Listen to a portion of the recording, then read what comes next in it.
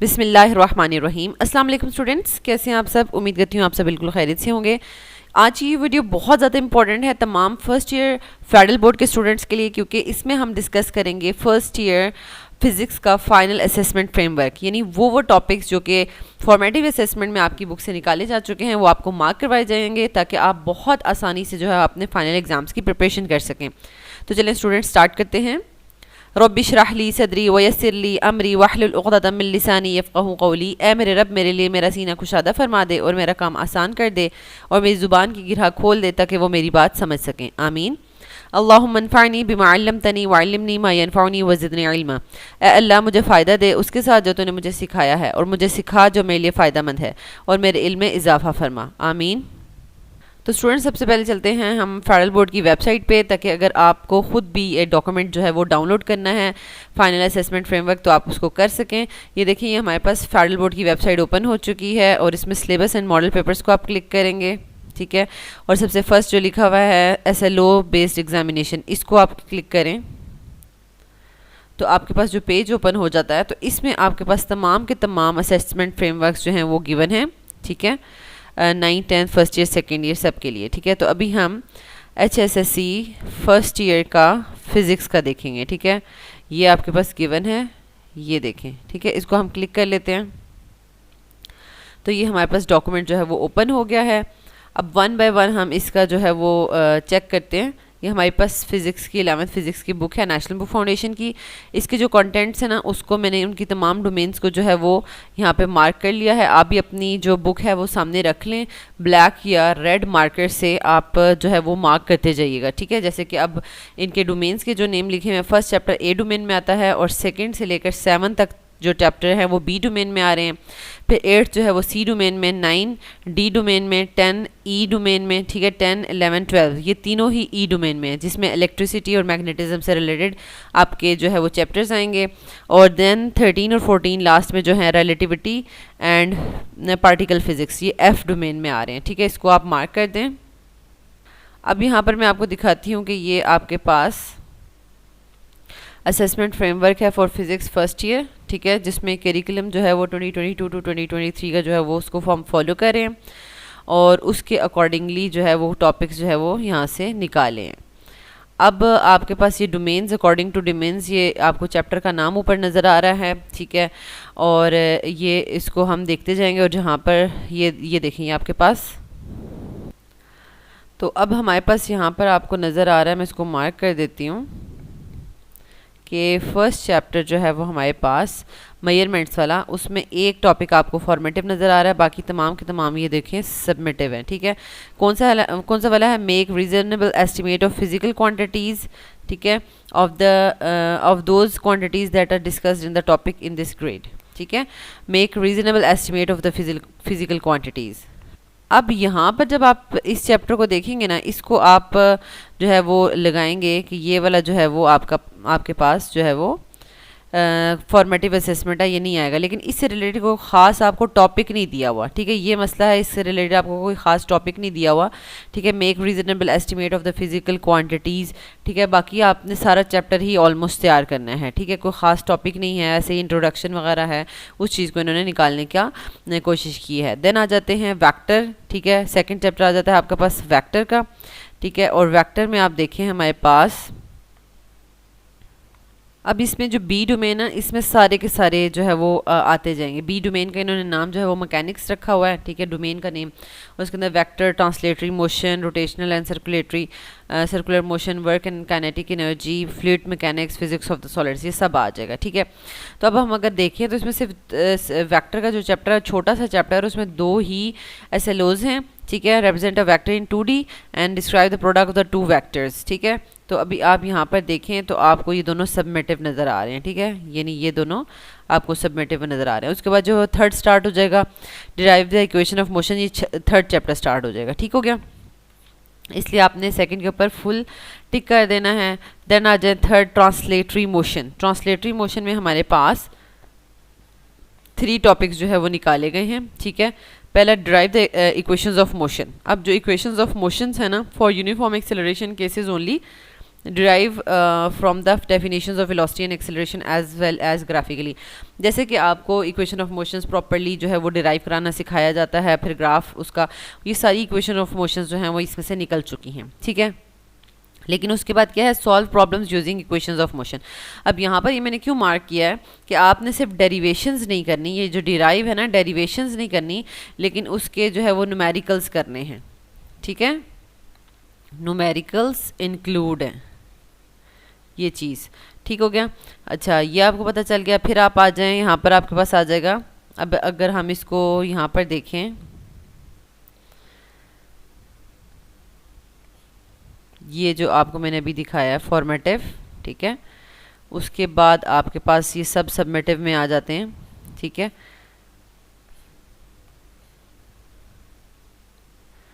और apply the principle of conservation of momentum to solve the problems. और examples of applications include karate, chops to break a pile of bricks, car crashes, ball and bat, ठीक है। ये सारी की सारी examples वगैरह, ये वाले टॉपिक्स जो है वो निकाले गए हैं, ठीक है। अब ये जो दोनों मैंने आपके सामने पढ़े हैं, ठीक है, ये topics apply the principle of conservation of momentum वाला और एग्जांपल्स ऑफ एप्लीकेशंस इंक्लूड, ठीक है, ये सारे के सारे एक ही यहाँ पे SLO है, उसी के अंडर आ रहे हैं। ये देखें, कंजर्वेशन ऑफ मोमेंटम वाला और फिर एग्जांपल्स, ठीक है, ये सारी एग्जांपल्स आ रही हैं, ठीक है। तो ये वाला फॉर्मेटिव है, ठीक है, इसको निकाल दिया है, फॉर्मेटिव में ये निकाला जा चुका है। ये देखें, ये फॉर्मेटिव है। तो अब हम देख लेते हैं कि जो चैप्टर है उसके अंदर इन तीनों से रिलेटेड, ऊपर तो इक्वेशंस ऑफ मोशंस की डेरिवेशंस निकल जाएंगी और law of conservation of momentum का प्रिंसिपल और उससे रिलेटेड ये कुछ एग्जांपल्स उसकी एप्लीकेशंस की। तो अब आप 3.1 जो टॉपिक है equations of uniformly accelerated motions, ठीक है, उनकी डेरिवेशंस वगैरह पे फर्स्ट इक्वेशन ऑफ मोशन, ठीक है, ये उसका ग्राफ वगैरह, second equation of motion, third equation of motion, उसकी डेरिवेशन, इन सब पे आपने क्रॉस लगाना है। लेकिन अब देखें एग्जाम्पल में मैंने टिक लगाया हुआ है कि क्योंकि इसके जो न्यूमेरिकल्स होंगे इक्वेशन ऑफ मोशंस के, ये देखें टिक लगा हुआ है, ये इंक्लूडेड होंगे, ठीक है। उसके बाद तो सारे के सारे टॉपिक्स इंक्लूड हैं, ठीक है। अब आ जाएं आप law of conservation of momentum में उसकी जो एप्लीकेशंस है ना, ठीक है, applications of conservation of momentum में ये वाला टॉपिक आप इसको क्रॉस कर देंगे, फिर इस पूरे पेज को क्रॉस कर देंगे, ठीक है, जिसमें ये सारे के सारे karate players, ball and bat, rockets and jet engine, इसको एक्सप्लेन हुआ हुआ, ये भी क्रॉस हो जाएगा, ठीक है। और लास्ट में हमारे पास आ जाएगा, अच्छा, इस वाले में एक चीज़ और आप नोट करें, apply the principle of conservation of momentum to solve the simple problems, ठीक है, और including elastic and inelastic interactions between objects in both 1 and 2 dimensions, ठीक है, यानी elastic and inelastic interactions.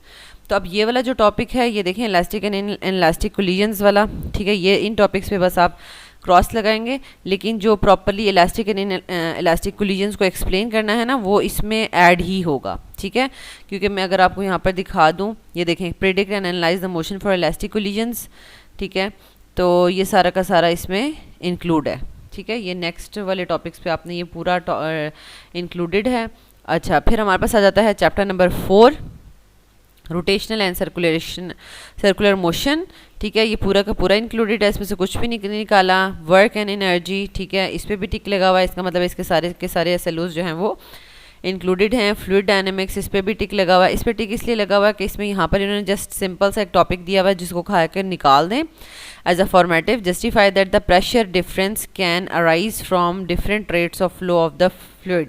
Bernoulli's equation में सिर्फ एक question जो है या ये चीज़ उन्होंने एक्सप्लेन किया। आपको पता है बर्नौलीज इक्वेशन में जो हम पाइप लेते हैं, ठीक है, उसका इस तरीके से होता है, एक साइड से उसका जो साइज़ या आप कह लें डायमीटर वो बड़ा होता है और फिर दूसरी साइड से उसका डायमीटर छोटा होता है। तो वहाँ पे ये चीज़ हमने देखनी है कि difference of pressure arise from different rates of flow, यानी अगर तेज़ी से अगर मूव कर रहा है फ्लूइड तो वहाँ पर प्रेशर डिफरेंट होगा, और जहाँ पे स्लो मूव कर रहा है तो वहाँ पे प्रेशर डिफरेंट होगा। तो इन चीज़ों को, इस चीज़ के इफेक्ट को जो है वो पूछा हुआ है, तो वो ये आपकी बुक में कोई ख़ास इस तरह से मेनली एक्सप्लेन भी नहीं हुआ टॉपिक है ही नहीं, ठीक है। लेकिन हम इसका मतलब ये नहीं ले सकते कि बर्नौलीज इक्वेशन को इन्होंने निकाल दिया, क्योंकि ये देखें, next explain and apply the Bernoulli's equation for horizontal and vertical fluid flow, यानी पूरा प्रॉपरली बर्नौलीज इक्वेशन इंक्लूडेड है, ठीक है।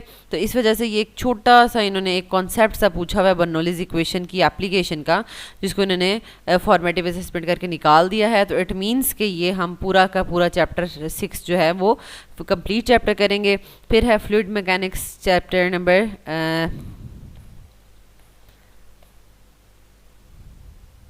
ठीक है, वो चैप्टर 6 हो गया। फिर है physics of the solid chapter 7, ठीक है, ये भी कम्प्लीटली इंक्लूडेड है। हीट एंड थर्मोडायनेमिक्स चैप्टर 8, ये भी कम्प्लीटली इंक्लूडेड है। और वेव्स, ठीक है, वेव्स में से इन्होंने 4 टॉपिक्स निकाले हैं, लेकिन 4 में से भी अगर मैंने 2 में देखें क्वेश्चन मार्क लगाया हुआ है, तो इसका मतलब है कि ये एज अ टॉपिक यहाँ पर आपकी बुक में गिवन नहीं है, जिसकी वजह से हम इसको क्रॉस नहीं कर सकते। एक छोटा सा कॉन्सेप्ट या रीज़न होती है इस जो उन्होंने कहा कि हम नहीं पूछेंगे, ठीक है। तो आप जिन इन टॉपिक्स पे पहले क्रॉस लगा लें, ठीक है। ये हमारे पास है चैप्टर 9, ठीक है। चैप्टर 9 जो है वो हमारे पास डी डोमेन में आ रहा है। अब यहाँ पर हम देख सकते हैं डी डोमेन में चैप्टर 9 आ रहा है। सारे के सारे टॉपिक्स जो हैं सबमिटिव हैं, ठीक है। सिर्फ कुछ जो है वो इन्होंने फॉर्मेटिव किए हुए हैं, जैसे कि ये आपके पास फॉर्मेटिव नज़र आ रहा है, illustrate experiment that demonstrates the stationary waves, ठीक है।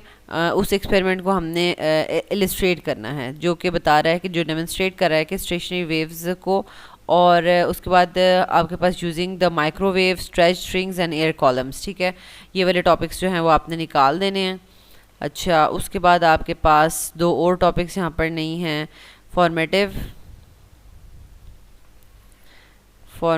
एंड फॉर्मेटिव, ठीक है।